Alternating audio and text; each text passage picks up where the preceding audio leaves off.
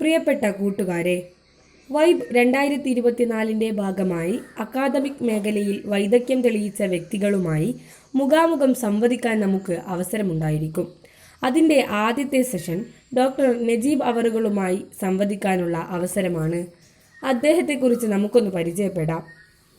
Shri Najeeb VR, Thettamala വിദ്യാലയത്തിന് അഭിമാനമായ പൂർവ്വ വിദ്യാർത്ഥി. സ്വന്തം ജീവിതാനുഭവങ്ങൾ തുന്നിച്ചേർത്ത് ദൈക്ഷണികതയുടെ ഉന്നത സ്ഥാനത്ത് നിൽക്കുമ്പോഴും വിനയത്തോടെ തൻ്റെ സഹജീവികളെ ചേർത്തു നിർത്തുന്ന മനുഷ്യസ്നേഹി. ജവഹർലാൽ നെഹ്റു യൂണിവേഴ്സിറ്റിയിൽ നിന്ന് വയനാട്ടിലെ തോട്ടം തൊഴിലാളികളുടെ സാമൂഹിക സാമ്പത്തിക അവസ്ഥയെക്കുറിച്ചുള്ള ഗവേഷണത്തിന് ഡോക്ടറേറ്റ് നേടിയ അദ്ദേഹം പ്രശസ്തമായ ഓക്സ്ഫോർഡ് സർവകലാശാലയിലെ സെൻറ് ജോൺസ് കോളേജിൻ്റെ വേദിയിൽ പ്രബന്ധം അവതരിപ്പിക്കുകയുണ്ടായി. കൂലിപ്പണിക്കാരനായിരുന്ന റഷീദിൻ്റെയും തോട്ടം തൊഴിലാളിയായ റംലത്തിൻ്റെയും മകനായ Najeeb Vellamunda government higher secondary സ്കൂളിൽ നിന്നാണ് ഹൈസ്കൂൾ ഹയർ സെക്കൻഡറി പഠനം പൂർത്തിയാക്കിയത്.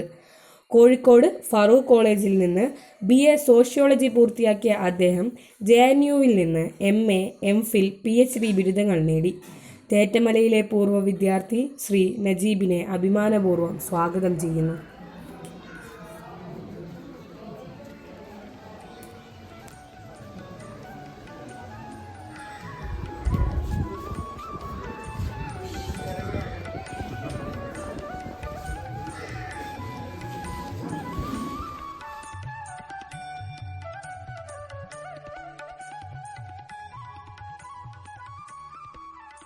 ആ കമ്പനി എന്താണ് ഡെവലപ്പ് ചെയ്യുന്നത്, എന്താണ് സോഫ്റ്റ്വെയർ, നമുക്കിപ്പോൾ സ്കൂളിന് വേണ്ടിയിട്ട് ഒരു local management system software develop ചെയ്യാൻ പറ്റുമോ, നിങ്ങളെ ഹാജരെടുക്കുന്ന രീതിയിൽ ഒരു സോഫ്റ്റ്വെയർ ഉണ്ടാക്കാൻ പറ്റുമോ, അല്ലെങ്കിൽ നിങ്ങളെ അധ്യാപകരെ എല്ലാ ദിവസവും ക്ലാസ് എടുക്കുന്നുള്ളത് ഒരു സോഫ്റ്റ്വെയറിലൂടെ നിങ്ങൾക്ക് അടയാളപ്പെടുത്താൻ പറ്റുമോ, ഇങ്ങനെയൊക്കെ ഒന്ന് ആലോചിച്ച് നോക്കി.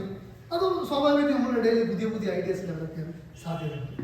ഇപ്പോൾ ഒരു ടീച്ചറാണെന്ന് പറയുന്ന ആൾ എല്ലാ ദിവസവും സന്തോഷ് മാഷ് എടുക്കുന്ന ഹിന്ദി എന്നൊക്കെ പറയുന്ന സാധനത്തിന് വ്യത്യസ്തമായിട്ട് ഒന്ന് എന്താ പറയുക സന്തോഷ് മാഷൊക്കെ കൈകാര്യം ചെയ്യുന്ന പോലെ ഒന്ന് ഡാൻസ് ഒക്കെ കളിച്ച് കൈകാര്യം ചെയ്യുമ്പോൾ നമുക്ക് എന്ത് ചെയ്യും, നമ്മളെ കുറച്ചും കൂടി അതൊരു ടെക്നിക്കാണ്. സന്തോഷ് മാഷ ഒരു ടെക്നിക്കാണെന്ന് ഞാൻ മനസ്സിലാക്കുന്നത്. ഞാൻ തന്നെ പറഞ്ഞു സത്യമാഷ ടെക്നിക്കാണ്. നിങ്ങൾ ഈ പറയുന്ന സ്കൂളിൻ്റെ ഇടയിൽ പഠിക്കുന്നതിന് ഒരു കാര്യമില്ലാണ് എന്നോട് വന്ന് പറഞ്ഞത്. ഞാനത് വിശ്വസിച്ചു, സത്യമാഷ പറഞ്ഞ് വിശ്വസിച്ചു. ആ വിശ്വസിച്ചുകൊണ്ടാണ് ഞാൻ പറഞ്ഞില്ല.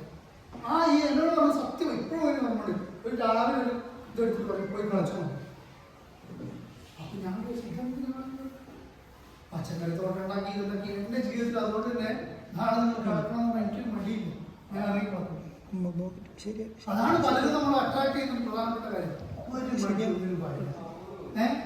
ഓക്കെ, അതുകൊണ്ട് എപ്പോഴും നിങ്ങൾ എന്ത് ചെയ്യണം, ഇന്റർനെറ്റ് വളരെ പോസിറ്റീവായിട്ട് സമയം.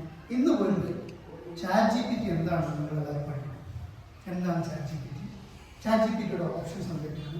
നിങ്ങൾക്ക് 10ാം ക്ലാസ് പരീക്ഷ എഴുതുന്ന സമയത്ത് ChatGPT എങ്ങനെ പോസിറ്റീവായിട്ട് ഉപയോഗിക്കാൻ പറ്റും? ഇവിടുന്ന് വരുന്ന അസൈൻമെൻ്റ് ആയി നോക്കിയതല്ലേ നമ്മൾ എങ്ങനെ നിങ്ങൾക്ക് വിവരങ്ങൾ ഇതാക്കാൻ വേണ്ടി ഏതെങ്കിലും നിങ്ങൾ ഉപയോഗിക്കാൻ പറ്റും? എന്താണ് ആർട്ടിഫിഷ്യൽ ഇൻ്റലിജൻസ്, ഇതിൽ എന്തൊക്കെയാണ് സാധ്യതകളുള്ളത്? സോഫ്റ്റ്വെയറിലൊക്കെ പഠിക്കുന്ന ആൾക്കാർക്ക് ആർട്ടിഫിഷ്യൽ ഇൻ്റലിജൻസ് ഉപയോഗിച്ച് പുതിയൊരു സോഫ്റ്റ്വെയർ ഡെവലപ്പ് ചെയ്യാൻ പറ്റുമോ? അങ്ങനെയൊക്കെ പറ്റും. വളരെ സിമ്പിൾ. ജസ്റ്റ് ടൈപ്പ് ചെയ്താൽ ഹൗ ടു ഡെവലപ്പ് സോഫ്റ്റ്വെയർ എന്ന് നിങ്ങൾ ChatGPTയിൽ പോയി സെർച്ച് ചെയ്ത് കഴിഞ്ഞാൽ അവർ പറഞ്ഞു സ്റ്റെപ്പ് 1 ഇന്നത് ഫോളോ ചെയ്യാം, സ്റ്റെപ്പ് 2 ഇന്നത് ഫോളോ ചെയ്യാം. നിങ്ങൾക്കുള്ള ലോകത്തുണ്ടെന്ന ഏത് സംശയം എന്തും നിങ്ങൾക്കൊരു ആൻസർ അറിയാം. ആ ആൻസർ ശരിയാണോ ഇല്ലെന്നൊക്കെ ഇവിടെ ഒന്ന് മനസ്സിലാക്കി ചോദിക്കാം. ഇങ്ങനെ ChatGPT ഇങ്ങനെ നല്ല സാറ് പറഞ്ഞു.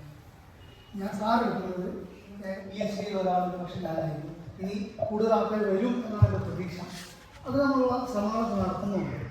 പക്ഷേ അങ്ങനെ PhD നേടുന്ന സമയത്തടക്കം ഓരോ നിമിഷവും എന്നെ ഏറ്റവും കൂടുതൽ ഇൻസ്പയർ ചെയ്ത ഒരു പ്രദേശം ഈ പറയുന്ന തേറ്റമലയായിരുന്നു.